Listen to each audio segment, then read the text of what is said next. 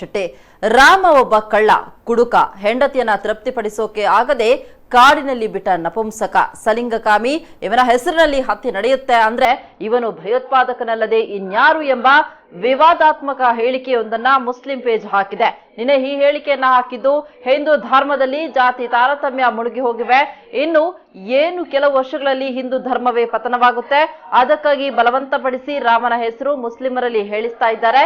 ಹಿಂದುತ್ವ ಭಯೋತ್ಪಾದಕರೇ ಇತ್ತೀಚಿನ ದಿನಗಳಲ್ಲಿ ರಾಮ ಮತ್ತು ಹನುಮಾನ್ ಹೆಸರು ಕೇಳಿದ್ರೆ ವಾಕರಿಕೆ ಬರುತ್ತೆ. ರಾಮದೇವರ ಅಥವಾ ಭಯೋತ್ಪಾದಕನ ರಾಮಾಯಣ ಒಂದು ಭಯೋತ್ಪಾದಕ ಗ್ರಂಥ. ರಾಮ ಭಕ್ತರು ಅದನ್ನ ಓದಿ ಇಂದು ಭಯೋತ್ಪಾದನೆಯಲ್ಲಿ ತೊಡಗಿದ್ದಾರೆ. ರಾಮ ಒಬ್ಬ ಸಲಿಂಗ ಕಾಮಿಯಾಗಿದ್ದ, ತನ್ನ ಕಾಮಕ್ಕೆ ಹನುಮಂತನನ್ನ ಬಳಸಿಕೊಳ್ತಾ ಇದ್ದ. ಸಲಿಂಗ ಕಾಮಿಗಳಿಬ್ರನ್ನ ದೇವರು ಅಂತ ನಂಬಲು ಸಾಧ್ಯವೇ ಅನ್ನುವಂತಹ ವಿಕೃತ ಹೇಳಿಕೆಯನ್ನ ನೀಡಿದೆ. ಮಾತ್ರವಲ್ಲದೆ ರಾಮಾಯಣದ ಬಗ್ಗೆ ಕೆಟ್ಟದಾಗಿ ಫೇಸ್ಬುಕ್ ಪೇಜ್ನಲ್ಲಿ ಹಾಕಲಾಗಿದ್ದು ಹಿಂದೂಗಳ ಭಾವನೆಗೆ ಧಕ್ಕೆ ತರುವಂತಾಗಿದೆ.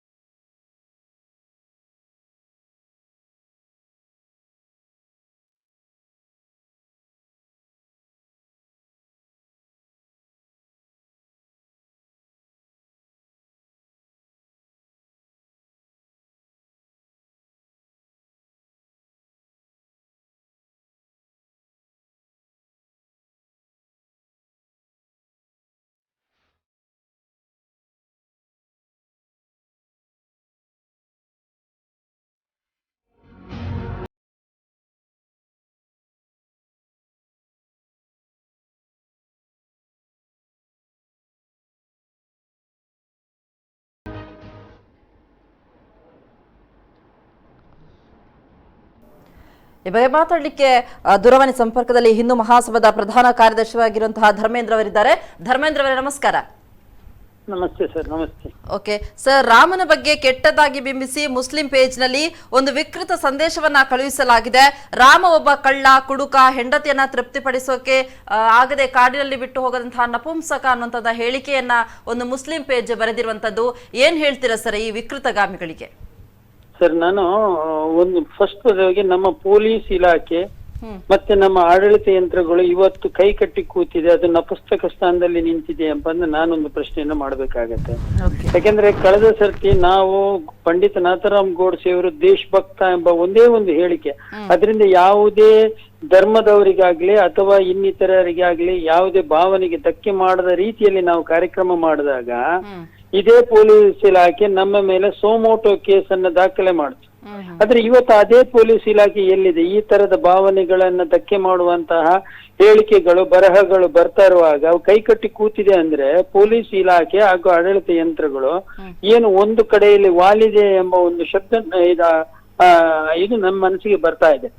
ಅಥವಾ ಇವರಿಗೆ ಏನಾದ್ರೂ ಹಾಗೆ ಮಾಡಿ ಏನಾದ್ರೂ ಇಲಾಖೆಯ ಸೂಚನೆ ಕೊಟ್ಟಿದೆ ಎಂಬ ಒಂದು ಡೌಟ್ ಕೂಡ ನಮ್ಗೆ ಬರುತ್ತೆ. ನಾನು ಹೇಳುವಂತದ್ದು ಇಂಥವ್ರು ಕುಲೆ ಆಮ್ ಅಂದ್ರೆ ಏನೂ ಇಲ್ಲದೆ ಧೈರ್ಯವಾಗಿ ತಿರುಗ್ತಾರೆ ಅಂತ ಹೇಳಿದ್ರೆ ನಮ್ಮ ಕಾನೂನಿಗೆ ಬೆಲೆ ಎಲ್ಲಿದೆ ಎಂಬುದು ಒಂದು ಪ್ರಶ್ನೆ ಅಲ್ವಾ?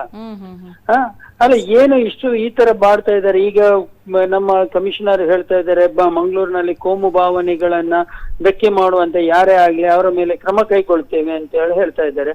ಹಾಗಾದ್ರೆ ಇವರ ಕ್ರಮ ಏನೆಂಬುದನ್ನು ನಾವು ಪ್ರಶ್ನೆ ಮಾಡ್ತಾ ಇದ್ದೇವೆ ಹಿಂದೂ ಮಹಾಸಭಾ. Sir, correct. ಇನ್ನೊಂದು ಕಡೆ ಪದೇ ಪದೇ ಇಂತಹ ಘಟನೆಗಳು ಮುಸ್ಲಿಂ ಪೇಜ್ನಿಂದ ನಡೀತಾನೆ ಇದೆ. ಇದು ಒಂದೆರಡು ಸಲ ಮಾಡಿರುವಂತಹ ಇದು ಸಂದೇಶಗಳಲ್ಲ, ಕೆಲವು ಸರಿ ಹಿಂದೂಗಳ ಭಾವನೆಗೆ ಧಕ್ಕೆ ತರುವಂತಹ ಸಂದೇಶಗಳನ್ನ ಕಳುಹಿಸಿರುವಂತದ್ದು. ಯಾಕೆ ಇನ್ನೂ ಕೂಡ ಇವರ ಬಗ್ಗೆ ಯಾರು ಈ ಒಂದು ಮೆಸೇಜ್ ಅನ್ನ ಕಳಿಸ್ತಾ ಇದ್ದಾರೆ ಅನ್ನೋಂತಹ ಮಾಹಿತಿ ಯಾಕೆ ಸಿಗ್ತಾ ಇಲ್ಲ ಅಂತ ಪೊಲೀಸ್ ಅವರಿಗೆ?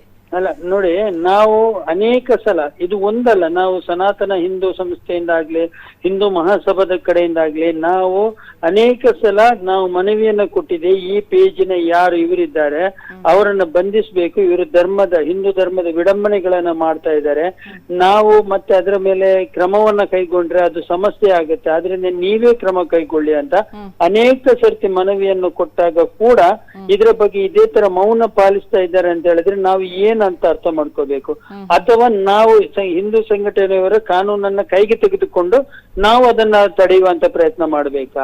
ಇದು ಎರಡು ಪ್ರಶ್ನೆಗಳನ್ನ ಇಲಾಖೆ ಉತ್ತರ ಕೊಡಬೇಕಾಗತ್ತೆ.